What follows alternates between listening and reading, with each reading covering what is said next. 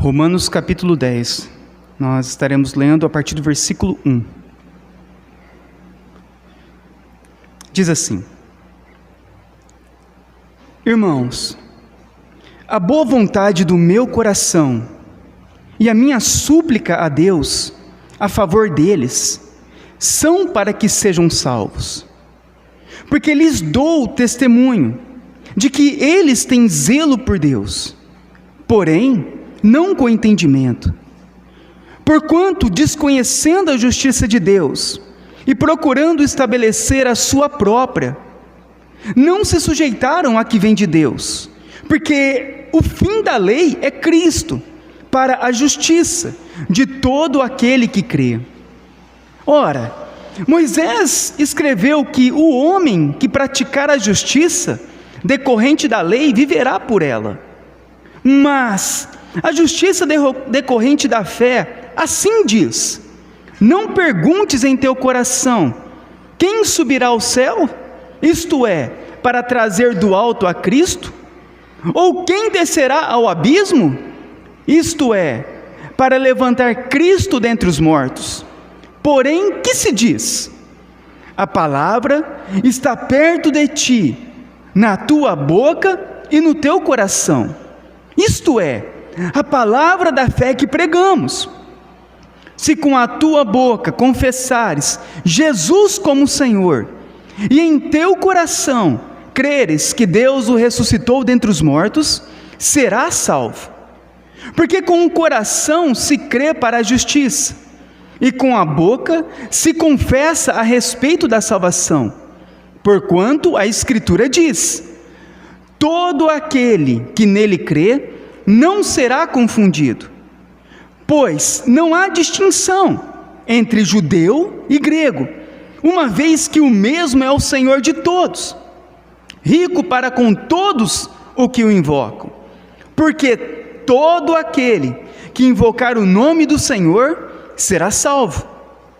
Como, porém, invocarão aquele em quem não creram? E como crerão naquele de quem nada ouviram? E como ouvirão, se não há quem pregue? E como pregarão, se não forem enviados? Como está escrito: quão formosos são os pés dos que anunciam coisas boas. Até aqui, vamos orar. Senhor Deus, nós viemos novamente em oração diante de Ti, para esse momento, ó Deus, tão precioso do culto, que é a proclamação da Tua Palavra, a pregação do Evangelho. Por isso eu peço a Ti, ó Deus, que o Senhor traga temor e reverência a todos nós, que toda distração, que toda dureza de coração, que toda escama dos olhos, o Senhor possa lançar longe de nós, ó Deus, e nos dar um coração receptivo a essas palavras, não apenas para termos um conhecimento, mas para podermos, ó Deus, Te servir, porque o Senhor é digno, o Senhor é o Rei, nós somos os servos, o Senhor é aquele que está assentado no trono, e nós estamos aqui, ó Deus, neste mundo para Te servir. Por isso, meu Deus, torne essas palavras ao nosso coração, ao nosso entendimento, para que vivamos neste mundo, a fim de glorificarmos o Teu nome. Nos abençoe neste momento, ó Deus, é o que eu peço, em nome do Teu Filho Jesus. Amém.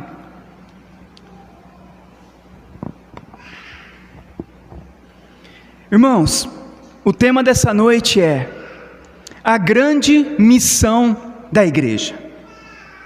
No Evangelho de Mateus, no capítulo 9, versículo 35, diz que Jesus percorria todas as cidades e povoados, ensinando nas sinagogas e pregando o Evangelho do reino, e curando toda sorte de doenças e enfermidades.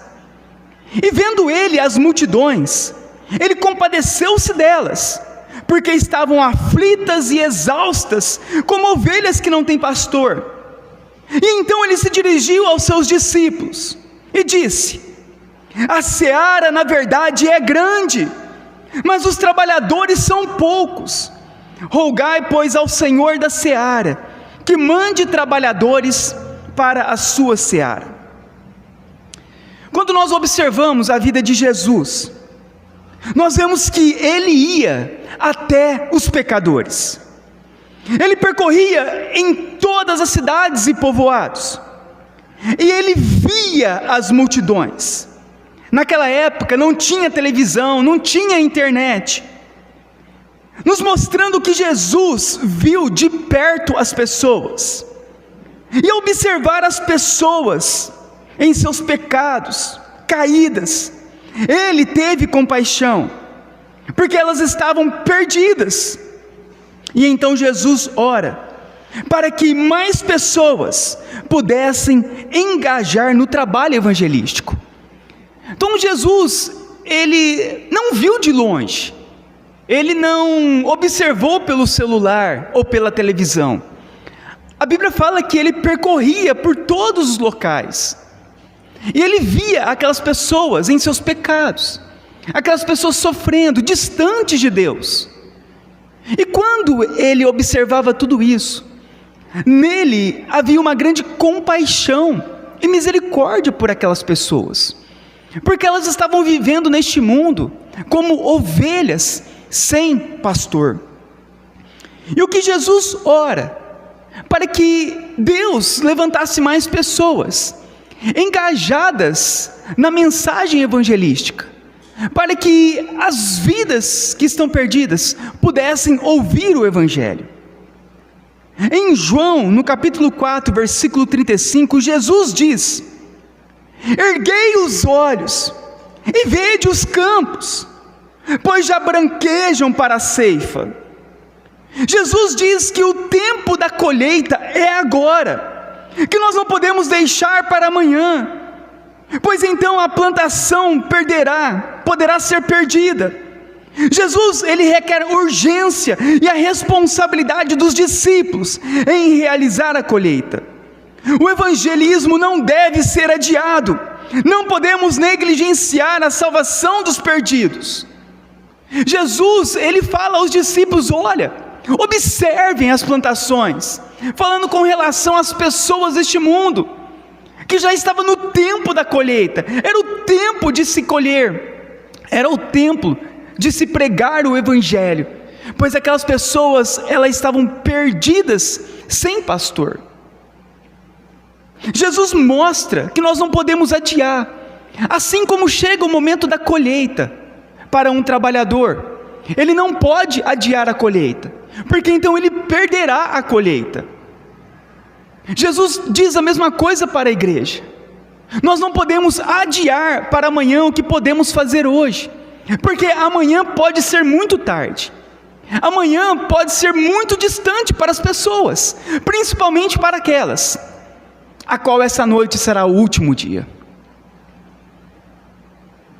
Jesus requer que nós façamos o evangelismo sem negligenciar a salvação aos perdidos. Em Lucas 6, versículo 39, diz que Jesus, ele vai propor uma parábola, e ele diz: porventura um cego pode guiar outro cego? Não cairão ambos no mesmo barranco? Cegos guiando outros cegos, não se perderão? Não cairão ambos no barranco? É assim que a multidão anda neste mundo. Andam cegos espirituais e guiando outros cegos. E no final, o que acontecerá? No final haverá uma condenação eterna para todos aqueles que não crerem em Jesus Cristo. O pastor puritano Matthew Henry, ele diz: sinto maior gozo em ganhar uma alma para Cristo do que ganhar montanhas de ouro e prata para mim mesmo. Irmãos, nós estamos assistindo de camarote o mundo afundar em seus pecados, e nada estamos fazendo. Estamos vendo pessoas cegas, espirituais, caminhando rumo ao abismo eterno, e temos nos calado. A igreja, ela está se portando dessa forma. Ela vem, ela ouve, ela congrega, mas ela não obedece à sua missão. Deus ainda não nos tirou deste mundo, porque existe uma missão, e a missão é evangelizar os perdidos, é pregar o evangelho a toda criatura, é ir em todo mundo e anunciar as boas novas de Cristo. Nós estamos assistindo as pessoas se afundarem em seus pecados, estamos assistindo os casamentos sendo destruídos, os jovens se entregando à imoralidade sexual e drogas, as crianças sendo instruídas nas ideologias de gênero. Estamos vendo as pessoas em falsas religiões, seguindo falsos deuses. E o que nós temos feito? Se nós olharmos para a história, hoje somos a geração que temos a maior colheita de todas. O número de pessoas perdidas em nosso tempo, que não conhecem o Evangelho de Cristo, é o maior que já pisou por essa terra. Mas somente apenas 5% de cristãos de nossos dias tiveram a experiência de ganhar uma alma para Jesus. Nós temos mais de 3 bilhões de pessoas que nunca ouviram falar no Evangelho de Jesus Cristo. Esse é o mundo que nós estamos vivendo, um mundo perdido no pecado. A igreja é chamada de luz do mundo, de sal da terra. A igreja tem uma missão de evangelizar os perdidos, de anunciar as boas novas, de anunciar a redenção em Cristo. E nós, por conhecermos o Evangelho, nós não podemos negligenciar essa notícia às outras pessoas. Sobre nós pesa o dever de pregarmos o Evangelho a todas as pessoas. Apenas 5% tiveram a oportunidade de chamar vidas para conhecer Jesus. Quantos de vocês aqui nessa noite já ganharam uma alma para Cristo? Há quantos anos vocês estão na igreja? Há quantos anos vocês estão ouvindo o Evangelho? E quantas vidas nós já trouxemos para o Senhor Jesus? Quantas vidas nós já evangelizamos? Quantas vidas, através da nossa pregação, se arrependeram dos pecados e foram salvas?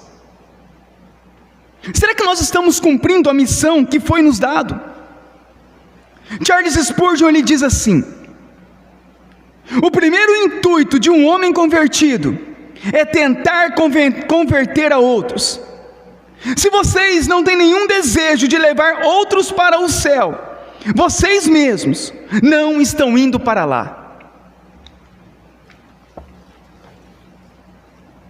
Será que nós estamos caminhando para o céu? Será que nós almejamos o céu? Qual é o desejo dos nossos corações enquanto nós estamos neste mundo?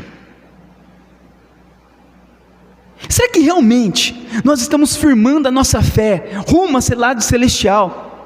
E nós temos o desejo de proclamar isso às pessoas?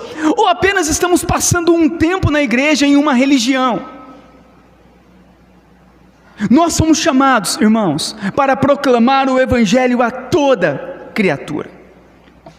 E é sobre isso que nós iremos meditar nessa noite, sobre a proclamação do Evangelho. No livro de Romanos, o apóstolo Paulo, ele vai mostrar que todos os homens pecaram, e que o pecado gera condenação eterna. Sendo assim, nenhum homem poderá ser salvo por suas obras, pelos seus méritos, ou sua obediência à lei. Por causa disso, Paulo vai trazer à consciência deles a necessidade da graça de Cristo, e que na cruz de Cristo, Cristo morre pelos nossos pecados, e por meio dele, nós recebemos então o perdão de Deus. Muitas pessoas não sabem disso. Satanás cegou o entendimento dos incrédulos. Muitas pessoas não têm o entendimento de que elas são pecadoras. Elas não têm o entendimento que elas precisam da obra de Cristo. Elas não têm o entendimento que sem Cristo elas perecerão eternamente. E Paulo, ele vai falar isso em Romanos. Ele vai mostrar e ele vai falar: olha, todos pecaram. Não há um justo sequer entre nós. O salário do pecado é a morte eterna. Mas em Cristo, nós seremos salvos.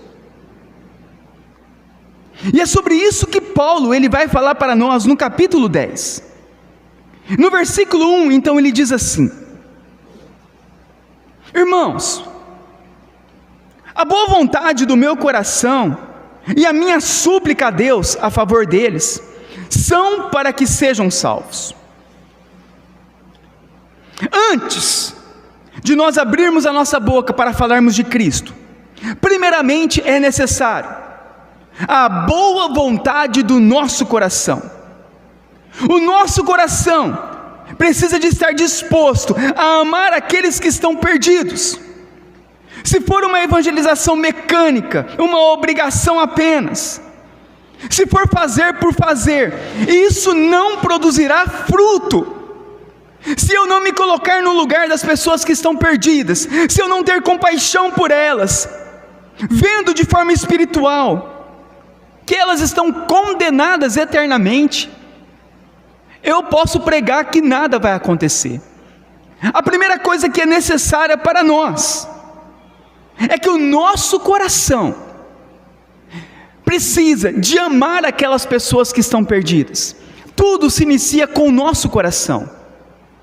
Se nós não amarmos os que estão perdidos, nós nunca iremos pregar, ou se pregarmos por pregar, nada acontecerá, porque precisa primeiramente haver uma disposição do nosso coração. Olha o mundo, as pessoas se afundando, se perdendo, sendo condenadas. Se nós olharmos para tudo isso, e isso não tocar em nosso coração, o que será de nós? Lembra quando Geazi, que era discípulo de Eliseu, ele vê aquele exército acampado dos inimigos ao redor deles, querendo prender eles, ele e Eliseu. Eliseu então, aquele jovem, aquele menino, ele entra em pânico diante daquela situação. Mas Eliseu estava em paz. Eliseu ora a Deus para que Deus abrisse os olhos espirituais daquele jovem. E aquele jovem então começa a enxergar que ao redor deles estavam os anjos do Senhor acampados. Se não for nós orarmos a Deus, se não for nós colocarmos o nosso coração diante de Deus, para que Deus se revele aos homens, isso jamais acontecerá. É necessário então primeiramente que haja um amor nosso por aquelas vidas que estão perdidas, um amor em nosso coração, em desejar ver aquelas vidas sendo salvas. Caso não seja assim, tudo será inútil. A segunda coisa que Paulo também nos ensina é a súplica a Deus. A segunda coisa que nós devemos fazer numa evangelização, antes de iniciarmos a evangelização, é a súplica. É orarmos e intercedermos em favor deles, aqueles que estão perdidos. Nós precisamos de entender que apenas a disposição em evangelizar nada poderá fazer, se não vir acompanhada do poder do Espírito Santo. É necessário nós colocarmos essas vidas em oração, porque somente Deus pode abrir os olhos espirituais deles, para que eles possam ver. Há uma batalha espiritual muito grande em torno daqueles que estão perdidos, que não conseguiremos vencer pela nossa eloquência em pregar o Evangelho, nem pelas nossas habilidades em falar da Bíblia, e nem pelo nosso conhecimento das Escrituras. Se Deus não agir nos corações, nada acontecerá.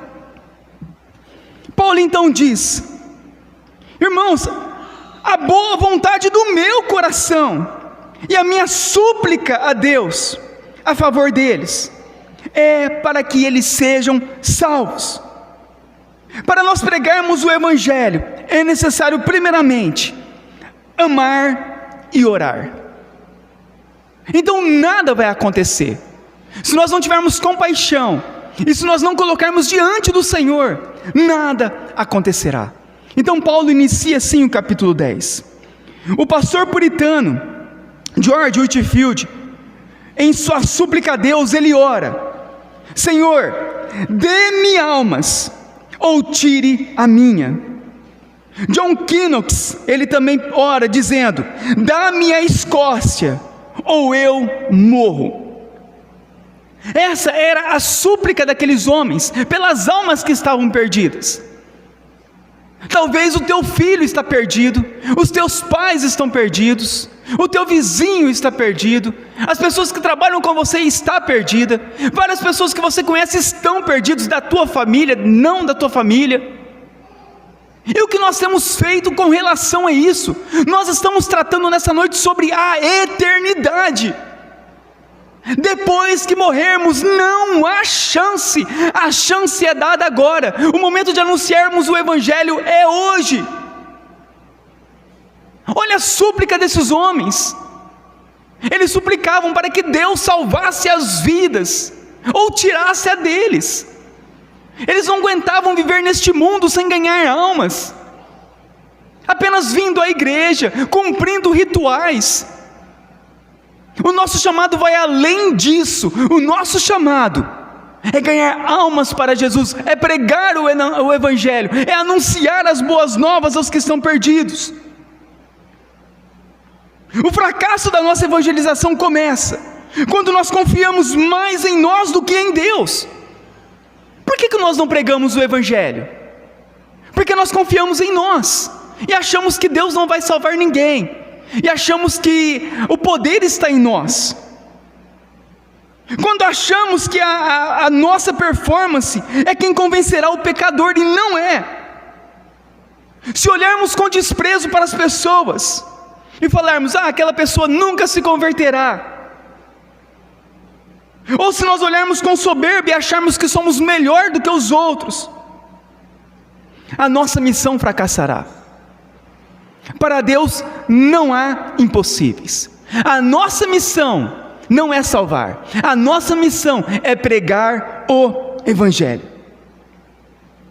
Por isso o apóstolo Paulo inicia falando que o desejo do coração dele é que suas orações a Deus era para que os judeus fossem salvos. Um pastor reformado, ele disse uma vez: a igreja é um hospital para pecadores, e não um museu para os santos serem exibidos. A igreja é um hospital para pecadores, e não um lugar para ficarmos exibindo os nossos conhecimentos, dons e talentos. Mas é um lugar onde os pecadores vão se arrepender, vão ser salvos.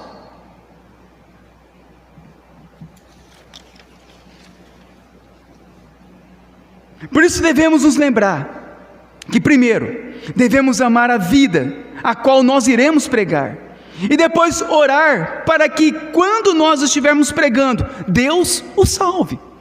Antes da evangelização é necessário isso, nós amarmos, com paixão, nos colocarmos no lugar, e depois orarmos para que Deus haja em favor daquela vida.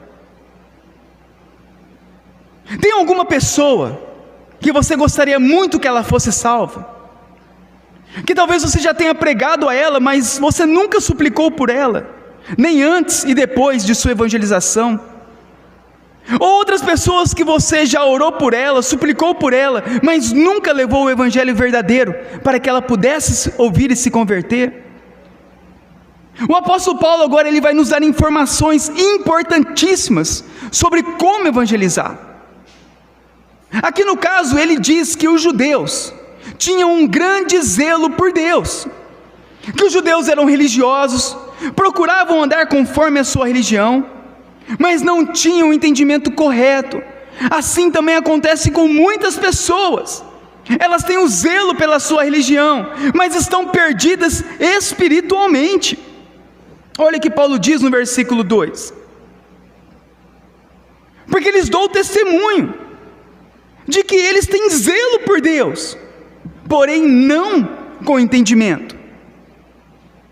Os judeus eles tinham zelo, eles buscavam cumprir os rituais, obedecer à lei, tinham zelo, Eram religiosos, como muitas pessoas que nós conhecemos, que talvez vá em uma religião, segue uma religião, mas Paulo diz que eles não tinham o entendimento, o conhecimento, a clareza do que era Deus, de quem era Deus, de quem era Cristo.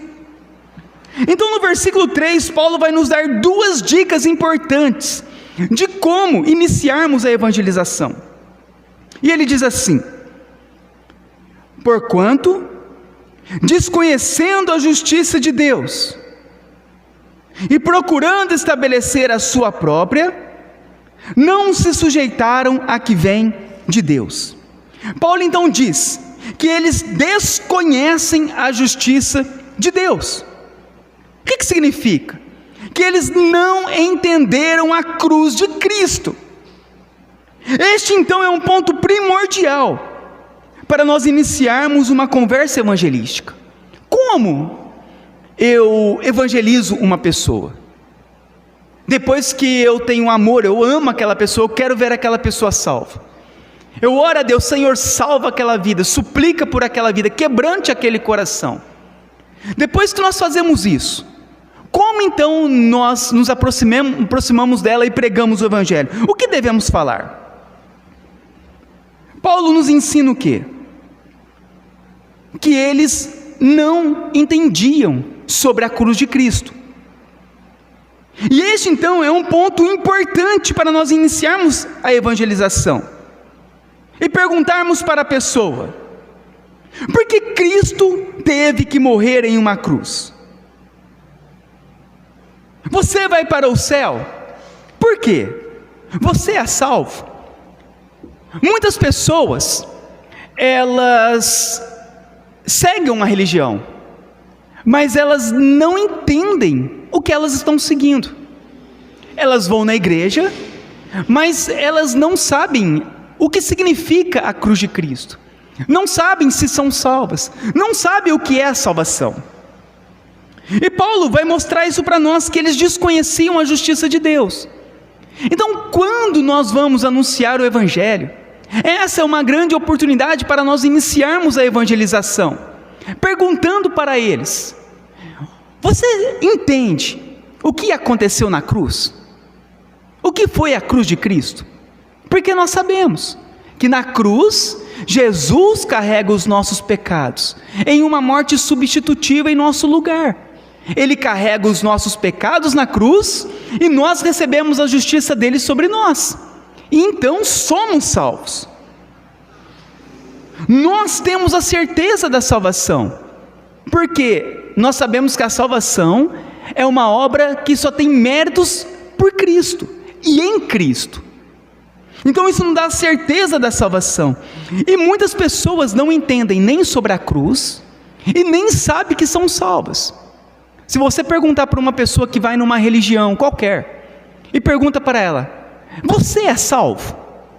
Ela não vai saber te responder, ou ela vai duvidar da salvação. Ou se ela responde que sim, você pergunta o porquê, ela vai dizer porque é uma pessoa boa e que faz boas obras. Então essa é uma grande oportunidade para nós iniciarmos uma evangelização. Perguntar sobre por que Cristo morreu. Você é salvo. E a segunda dica desse versículo, é que eles procuravam estabelecer a sua própria justiça, que é a salvação por obras, a salvação por obedecer à lei. Nesse segundo ponto, nós devemos perguntar: o que eu preciso fazer para ser salvo? Você se considera uma boa pessoa? Por quê? Você já cometeu algum pecado? Você sabia que por causa de um único pecado, Adão e Eva foram expulsos do paraíso? Então como é possível retornarmos ao paraíso? Você vê que primeiramente eles não tinham entendimento da obra de Cristo, e depois Paulo fala que eles então procuravam estabelecer a sua própria justiça, serem salvos por aquilo que eles faziam. Então são dois pontos importantes para nós evangelizarmos os perdidos, para que eles possam entender que a salvação é somente por meio de Cristo e não pelas obras. Esses são os pensamentos de muitas pessoas que ainda não foram salvas. Eles não sabem quem é Jesus e nem conhecem a obra de Jesus na cruz. No versículo 4 diz assim: porque o fim da lei é Cristo, para a justiça de todo aquele que crê.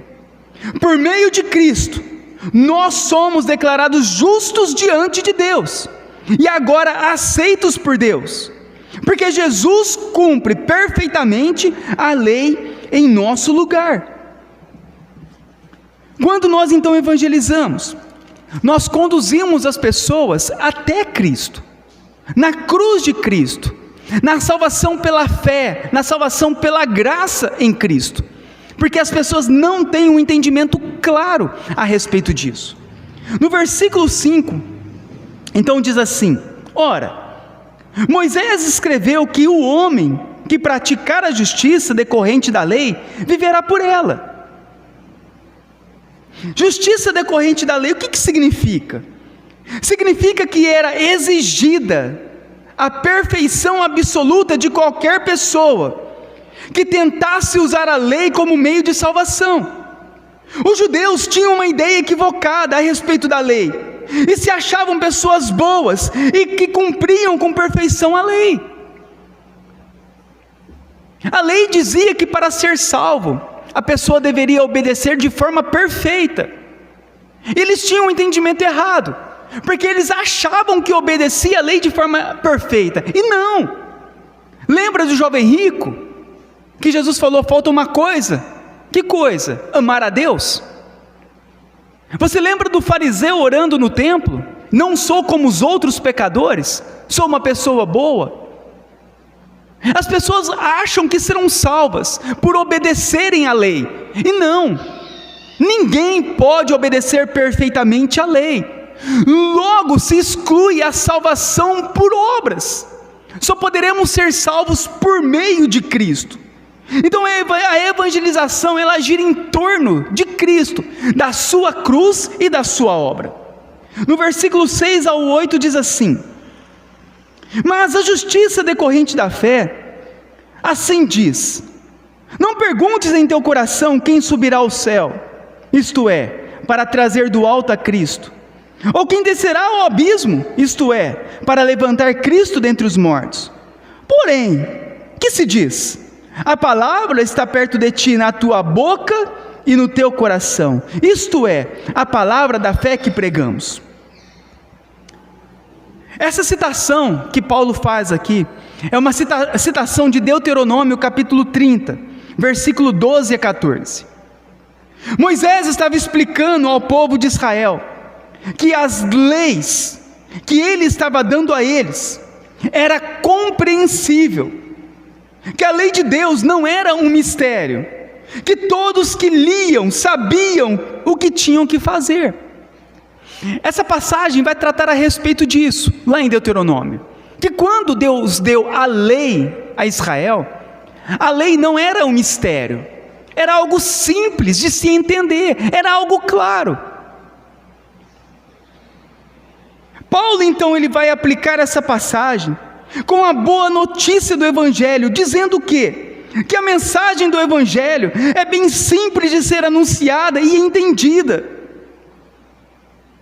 Por assim dizer, ninguém precisa subir até o céu ou descer ao mundo dos mortos para descobrir a mensagem de Deus. Ou seja, Deus trouxe para perto de nós a palavra da salvação. Paulo está ensinando o quê? Que a mensagem do Evangelho é uma mensagem simples que todos podem entender. Não é algo complicado, não é um mistério, não é algo oculto que nós pregamos e a pessoa não sabe o que está sendo pregado. Pelo contrário, assim como a lei dada ao povo no Antigo Testamento era bem claro para que eles pudessem obedecer, assim o Evangelho é bem claro para que as pessoas possam entender e serem salvas.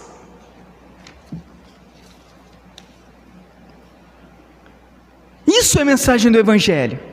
Quando nós pregamos o Evangelho, nós pregamos uma mensagem simples, clara, objetiva, para que a pessoa possa entender, crer se arrepender dos pecados e ser salva.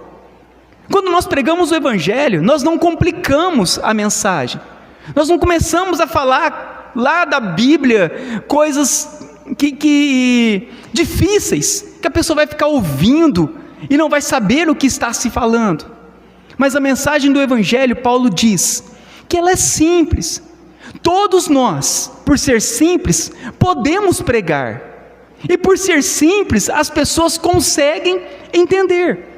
Então no versículo 9 e 10 diz assim: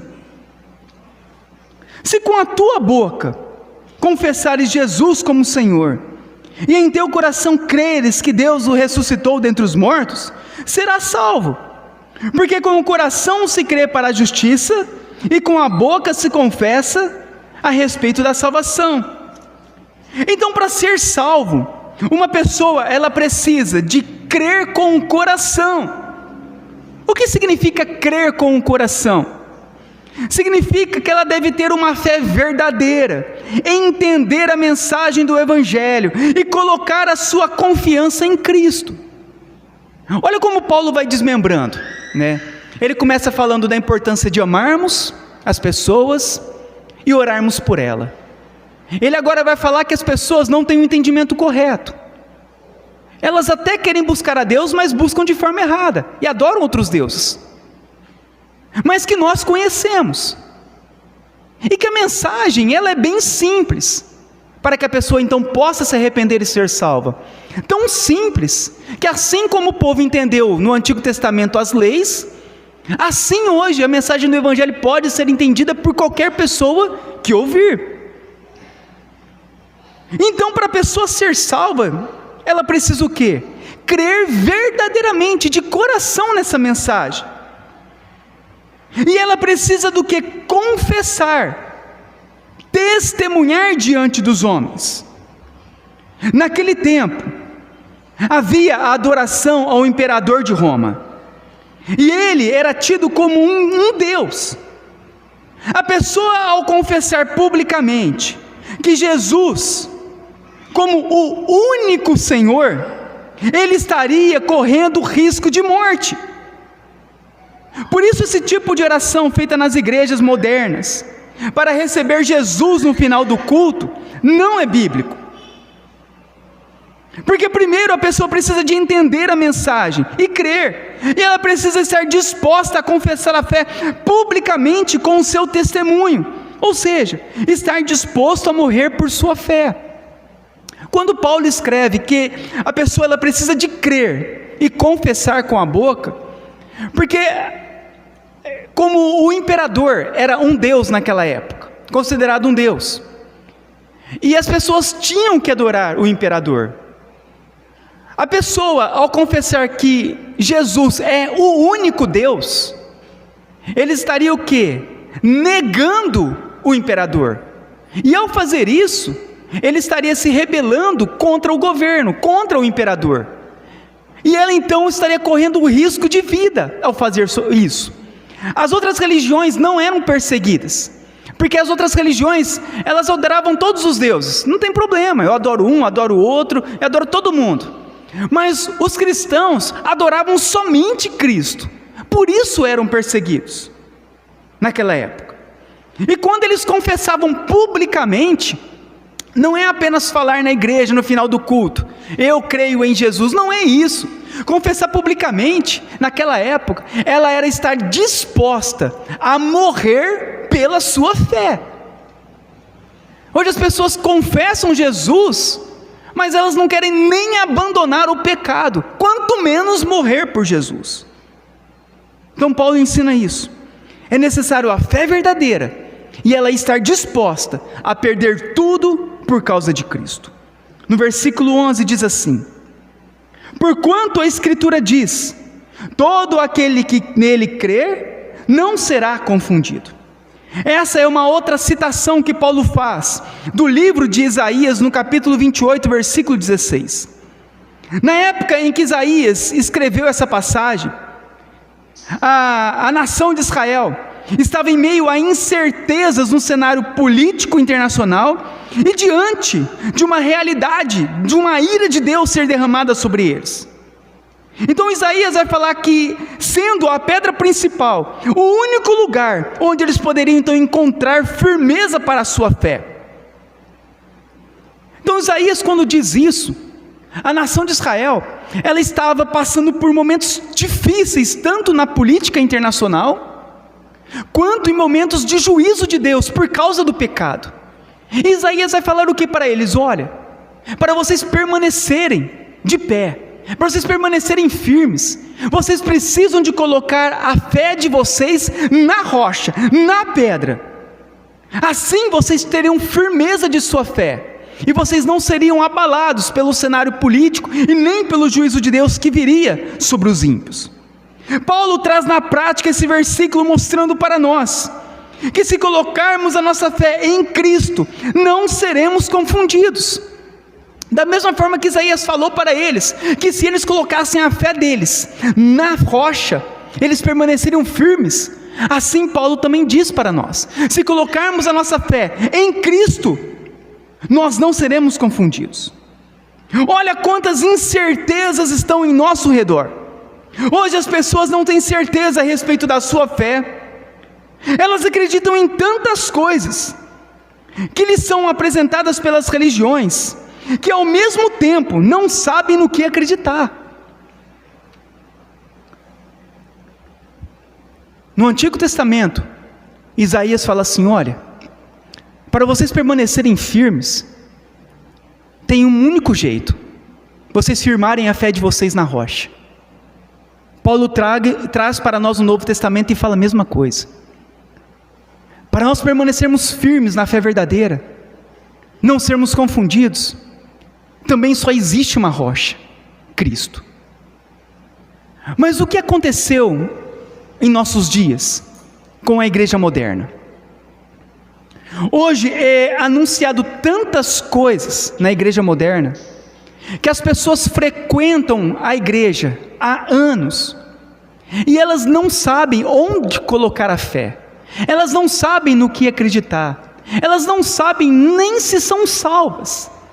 Tamanho é a disposição daquilo que é apresentado, o leque das coisas que são apresentadas para o povo. As pessoas hoje não sabem no que acreditar na igreja. As pessoas acreditam no quê? No óleo ungido, na água benta, na arca da aliança como meios de bênção. Acreditam em Maria, na mediação de Maria, mediação dos santos, mediação dos anjos, mediação do pastor com a imposição de mãos. Eles acreditam que se forem pessoas morais e obedecerem à lei de Moisés e guardarem o sábado, serão salvos. Acreditam que o dízimo é um meio de vencer Satanás. Então, quando nós apresentamos para as pessoas que elas precisam somente de Cristo, a confusão acaba, o engano é desfeito. É isso que Paulo está falando nessa passagem, quando ele diz: porquanto a Escritura diz, todo aquele que nele crê não será confundido. Por que as pessoas não sabem no que crer? Você vê que elas acreditam em tudo. Acreditam no óleo, água, e pastor, e mediação, e arca da aliança, e a unção, e não sei o que mais lá. E no final das contas, quando você pergunta para ela o que ela acredita, se ela é salva, ela não sabe. Ela não sabe responder, porque a fé dela está dividida com todas as coisas. Ela crê no óleo, crê na água, crê no pastor, crê na unção, crê em tudo. E ela vive então uma vida confundida, porque ela não colocou a fé dela somente na rocha, somente em Cristo. E Paulo ele vai falar isso para os irmãos: olha, como as pessoas elas vão deixar de estar confusas quando a fé delas estiverem somente em Cristo. Quando nós colocamos a nossa fé somente em Cristo, o que acontece? Toda a confusão se dissipa. Não é assim que acontece? Quando nós temos agora um entendimento claro, que nós precisamos de Cristo, querer em Cristo, e sermos salvos por meio de Cristo, toda aquela confusão espiritual, toda aquela crendice, todo aquele misticismo, pragmatismo religioso, sincretismo religioso, é desfeito, porque agora ficou claro para nós que é somente Cristo. É exatamente isso que Paulo está dizendo para os irmãos. É por isso que a mensagem da evangelização, ela deve ser clara para quem prega o evangelho, quanto para quem ouve o evangelho. Por isso a pessoa não fica confundida. Imagina a pessoa começar a pregar o evangelho, e começa a falar da igreja, e começa a falar que o pastor revela, e começa a falar que há o poder, e começa a falar que as músicas da igreja é muito boa. Na hora que termina a evangelização, a pessoa não entendeu nada. Agora imagina você trazer a pessoa somente Cristo, você trazer a obra de Cristo, mostrar para a pessoa que ela é pecadora e ela precisa de Cristo para ser salva. É exatamente isso. A confusão, ela termina, não há mais confusão, porque anunciar o evangelho é dessa forma, simples e clara. No versículo 12 e 13, diz assim: porque todo aquele que invocar o nome do Senhor será salvo. Desculpa, 12. Pois não há distinção entre judeus e grego, uma vez que o mesmo é o Senhor de todos, rico para com todos os que o invocam, porque todo aquele que invocar o nome do Senhor será salvo. Paulo diz o que então? Que não há distinção entre judeus e gregos, ou seja, a maneira de Deus salvar o homem é uma só, é por meio da fé em Jesus Cristo, e que o evangelho deve ser oferecido a todas as pessoas, e nós não devemos fazer acepção de pessoas ao pregar o evangelho, porque todos precisam do evangelho, sejam as pessoas mais morais, sejam os mais religiosos, sejam os mais ímpios, nenhum será salvo fora de Cristo, todos precisam do evangelho. E Paulo vai dizer isso: a única maneira de uma pessoa ser salva é por meio de Cristo, e que todos precisam de Cristo, todos necessitam de Cristo. Talvez nós olhemos as pessoas morais e falamos: nossa, que essas pessoas são tão boas, e ficamos até inibidos de pregar o evangelho para elas. Outras vezes nós vemos pessoas tão ímpias, tão más, que nós olhamos para elas e também falamos: essa pessoa nunca vai crer em Deus, nunca vai crer no evangelho. E Paulo fala que nós não devemos fazer acepção de pessoas, que nós devemos pregar o evangelho para todos os tipos de pessoas. No versículo 14: como, porém, invocarão aquele em quem não creram? E como crerão naquele em que nada ouviram? E como ouvirão, se não há quem pregue? Então o pensamento de Paulo é o seguinte: se todos pecaram e todos carecem da glória de Deus, e para serem salvos necessitam ouvir o evangelho, crer no evangelho, confessá-lo diante dos homens, como isso poderá acontecer se eles não ouvirem o evangelho? Como tudo isso pode se destrinchar? Como isso tudo pode ser resolvido? Como as pessoas podem ser salvas se nós que conhecemos o evangelho da forma correta, não pregarmos o evangelho?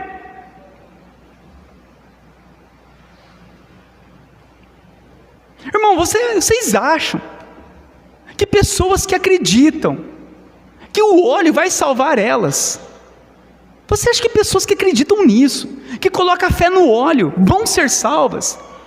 Você acha que pessoas que ficam com a garrafinha levantada lá para o alto, esperando que naquela garrafinha aconteça um milagre, ela beba aquela água e seja salva, você acha que isso, meu irmão, pessoas que acreditam nisso serão salvas?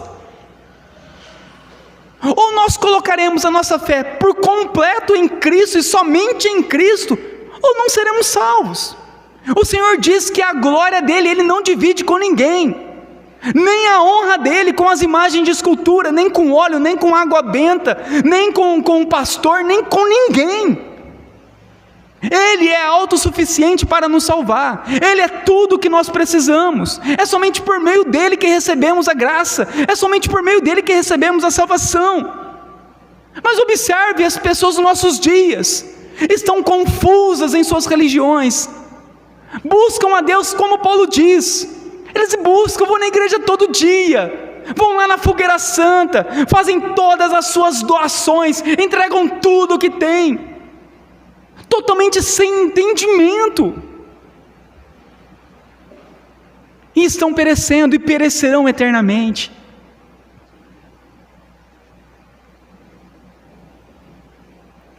Como eles ouvirão o Evangelho, se não há quem pregue?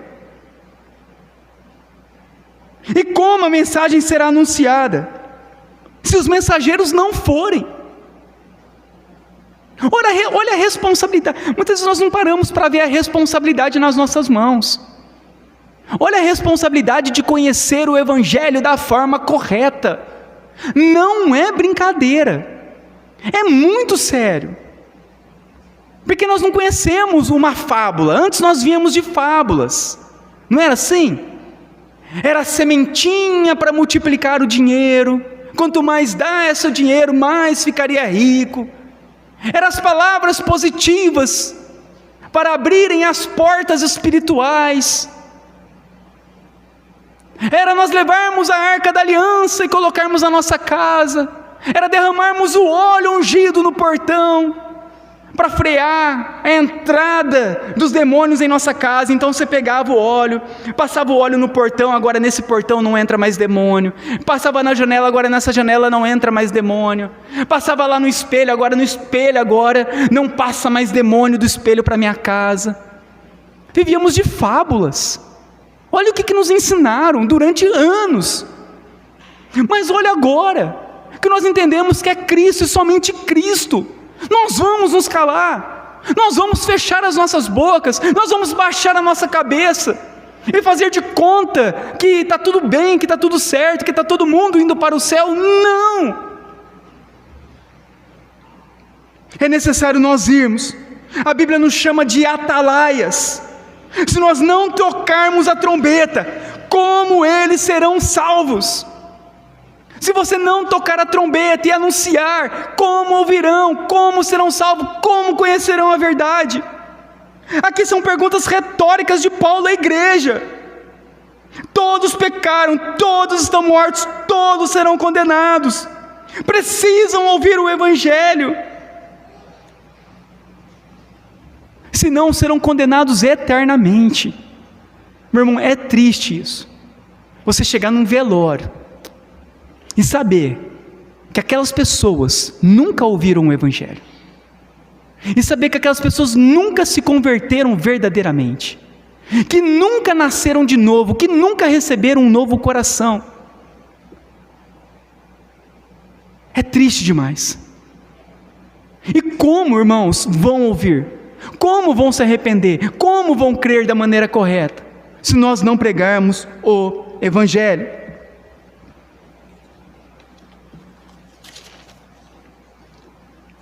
Versículo 15 para terminar.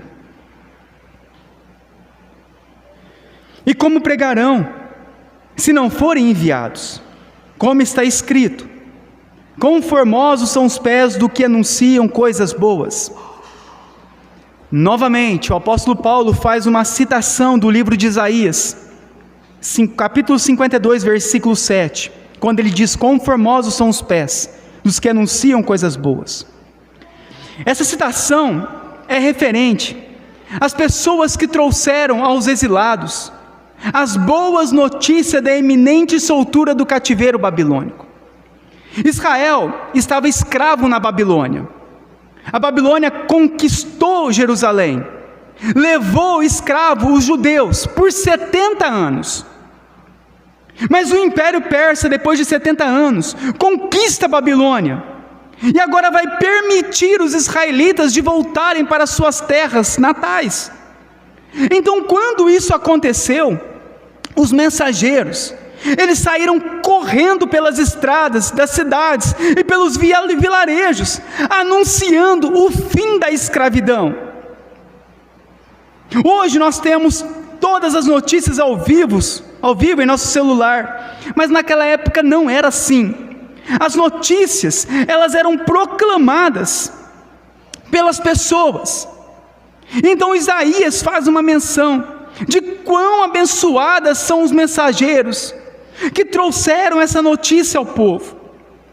Da mesma forma, Paulo vai aplicar isso a nós, dizendo que todos aqueles que pregam o Evangelho são aqueles que levam as boas notícias de libertação do cativeiro do pecado.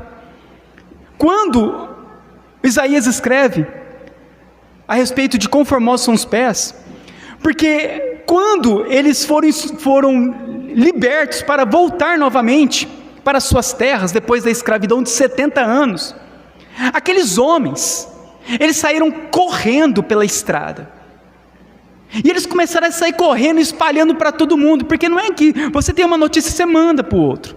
Naquela época era boca a boca, não tinha jornal, então eram as próprias pessoas que contavam a notícia. Então, quando aconteceu, aqueles homens saíram daquela escravidão, correndo por todos os lados, falando: chegou o fim a escravidão, chegou o fim o império da Babilônia, chegou o fim, nós podemos voltar para as nossas casas. E eles foram por todos os lados, todas as cidades, todos os vilarejos, anunciando essa boa notícia do fim da escravidão. Paulo pega essa passagem e aplica à igreja, e diz que aquele que anuncia o Evangelho, os pés dele são tão formosos como aqueles que anunciou a libertação da escravidão da Babilônia. Aqueles que anunciam o Evangelho são aqueles a qual estão proclamando agora que chegou o fim da escravidão do pecado por meio de Cristo. Quão formosos são os pés daqueles que anunciam as boas novas de Cristo. Nossa conclusão diante desse texto: todos devem trabalhar nesse departamento. O ID de Jesus é uma ordem para todos os cristãos. Quando Jesus voltar, Ele irá acertar as contas com todos nós, como na parábola dos talentos. Deus deu 5 para um, 2 para outro e 1 para outro. E o que acontece? Quando Ele retorna, Jesus ele vai chegar um por um e pedir satisfação daquilo que foi entregue em suas mãos. O talento naquela época eram os bens materiais do patrão, o dinheiro, a sua herança, aquilo que ele tinha de melhor, foi entregue na mão daqueles homens. 2 se empenharam e multiplicaram, 1 enterrou, como se nada fosse acontecer com ele. Mas o Senhor chega para ele e cobra ele: o que você fez com o talento? O que você fez com o Evangelho? O que você fez com a tua vida? Como você viveu neste mundo? Para quem você viveu? O que você fez? Para quem foi? Nós seremos cobrados e responsabilizados diante da nossa negligência àqueles que estão perecendo.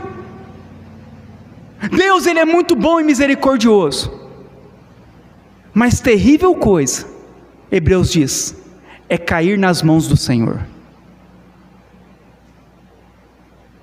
Nós devemos levar a sério, porque nós não estamos falando sobre bênçãos materiais, sobre dinheiro, nós estamos falando sobre uma eternidade. E nós não estamos falando com pessoas ignorantes, nós estamos falando com pessoas que conhecem o Evangelho.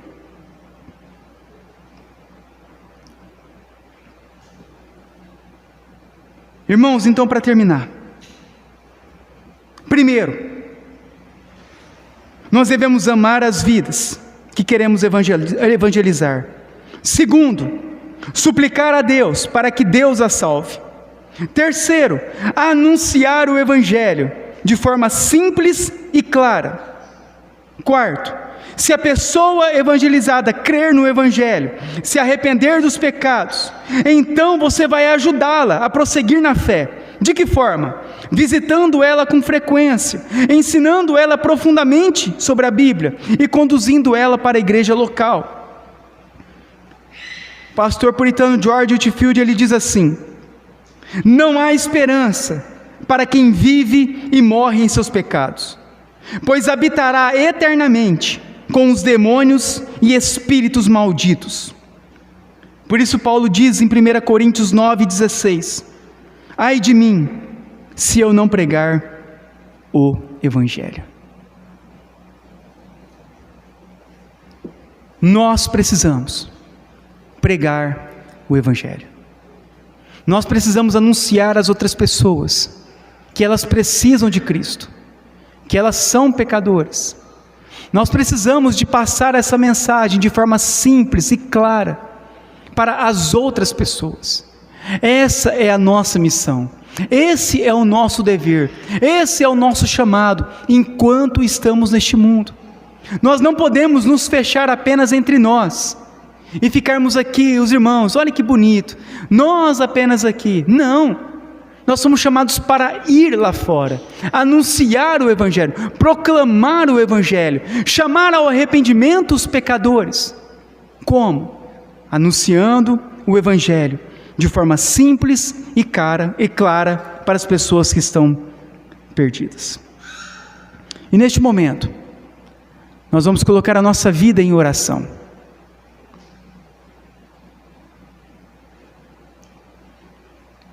Talvez Deus tenha te mostrado alguém que precisa do Evangelho que você conhece. Talvez alguém da tua família, alguém que você conhece, que trabalha com você. E nesse momento nós vamos colocar diante do Senhor